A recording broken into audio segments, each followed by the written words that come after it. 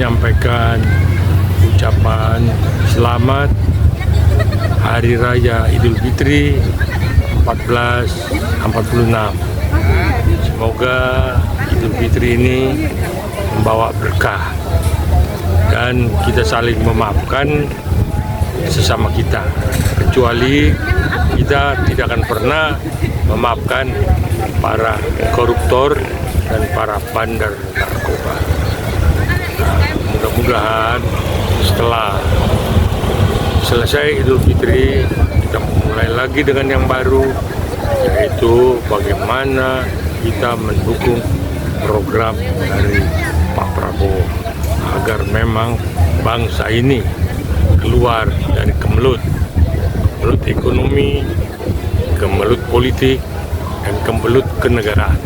Semoga bangsa ini memang menjadi bangsa yang besar sesuai dengan cita-cita kita, dan seperti yang disampaikan oleh Presiden Prabowo, kita menyongsong 2045 Indonesia Emas. Ya, Bapak tadi udah ada itikat baik menghubungi aku, telepon aku barusan saja. Jadi di sini aku nggak bisa ngomong banyak. Udah itu dulu. Tadi udah ditelepon. Untuk masalah kalian mau judge aku apapun itu.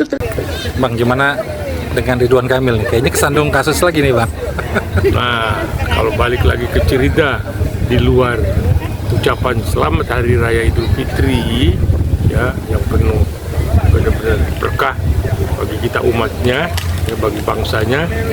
Saya pikir Ridwan Kamil ini di saat mau Idul Fitri justru tersandung berita yang sangat menyakitkan, sangat tidak enak didengar kuping, apalagi keluarga dari Ridwan Kamil, bahwa dia sudah mempunyai simpanan katanya dengan seorang anak. Cuma kita sesalkan, Pak Ridwan seorang politikus, seorang birokrat. Saya pikir karirnya bisa hancur gara-gara berita ini, karena terus itu diviralkan, itu terus digaungkan seolah-olah ada kepentingan tertentu untuk memojokkan dan menghancurkan Ridwan Kamil. Semoga Pak Ridwan kuatkan imannya, bertakwa. Tapi saya juga bingung nih kalau bilang begitu, karena dari rumahnya ada duit 70 M yang disikat, yang diangkat oleh KPK terkait dengan bank BJB. Nah, inilah yang memang garis tangan. Nah, kalau kita terlalu ambisi, ya, kita diam, tetapi justru di belakang itu kita melakukan kejahatan yang akhirnya yang busuk pasti tercium. Bang, kan KPK sempat menyita uang 70 M nih, Bang. Tapi aneh juga nih, Bang, statusnya kok cuma saksi ya, Bang? Belum tersangka gitu loh, Bang. Ya, saya pikir masih dalam tingkat penyelidikan, itu naik sidik, baru nanti ditetapkan sebagai tersangka untuk mempertanggungjawabkan uang yang 70 M itu, dan ada juga yang lain-lain saya dengar. Nah, jadi kasihan karir politiknya habis, ya, pada waktu yang singkat. Nah, mudah-mudahan juga ke depannya sesudah Hari Raya ini semua dibongkar, semua dibawa ke meja hijau, dan semua harus dibuka secara transparan. Baik itu timah, baik itu emas, baik itu minyak, Pertamina. Kemarin juga ada 850 triliun dari sawit yang akan dibongkar. Nah, ini jadi lingkaran setan, ya. Kemelut pajak juga yang memang akhirnya rakyat dikejar-kejar harus bayar pajak. Di satu sisi beberapa gubernur memutihkan pajak kendaraan bermotor, di satu sisi Ibu Menkyu Sri Mulyani memaksa untuk pemeriksaan bagi mereka yang wajib pajak. Jadi memang negara ini harus dipimpin oleh Prabowo, supaya karena beliau yang kita anggap mampu untuk menyelesaikan ini. Ini udah peninggalan yang kemarin, ya. Jadi harus dibenahi satu persatu. Nah, kalau ini baru 150 hari perjalanan, saya ini ada di satu tempat nih, kaki Gunung Salak, antara Gunung Salak dan Pangrango. Tempatnya bagus. Nah, jadi itu tadi peninggalan-peninggalan yang lalu lah ini sekarang yang satu persatu dibenahi oleh Pak Prabowo dengan senyumnya. Beliau happy, senyum, ya, tapi dalam benak pikirannya bekerja keras bagaimana membenahi ini, sampai juga ekspor dan import dari Malaysia stop. Nah, mudah-mudahan juga Pak Prabowo menyelesaikan masalah Pulau Ligitan dan satu lagi Pulau Sepadan ya. Ya, dengan Ambalat juga, Pak. Yang tempo hari lepas dari Republik ini. Iya. Ya, mudah-mudahan semua terselesaikan, jadi Indonesia kembali lagi utuh, tidak terpecah-pecah.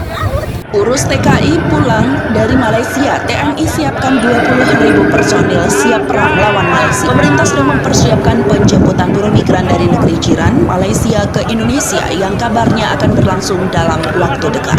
Pemerintah akan kerahkan TNI besar-besaran untuk antisipasi apabila ada serangan dari pihak Malaysia. Saat ini disampaikan bahwa banyak buruh migran dari Malaysia akan kembali ke Indonesia sudah dikoordinir untuk pelaksanaan pemulangan. Dari Kemenko Maritim akan ada 20.000 personil, ujar Panglima Komando Gabungan Wilayah Pertahanan atau Pangkogap Wilhan 1 Laksmana Madya TNI saat konferensi pers di kantor BNPB Jakarta Jumat tadi pagi. Dia mengatakan Pangkogap Wilhan 1 bersama TNI Angkatan Laut akan menggerakkan kapal Republik Indonesia atau KRI yang sudah bersiap di Batam, wilayah Indonesia yang jaraknya dekat dengan Malaysia, sehingga jika suatu saat dibutuhkan kapal-kapal tersebut sudah siap, khususnya mengangkut imigran ke Jawa sudah siap kapal di Batam. Iya Bang, kemarin kan kita juga sudah mendengar nih Bang, tentara dan alutsista TNI sudah berada di perbatasan Malaysia Bang. Ada apa nih Bang sebenarnya Bang?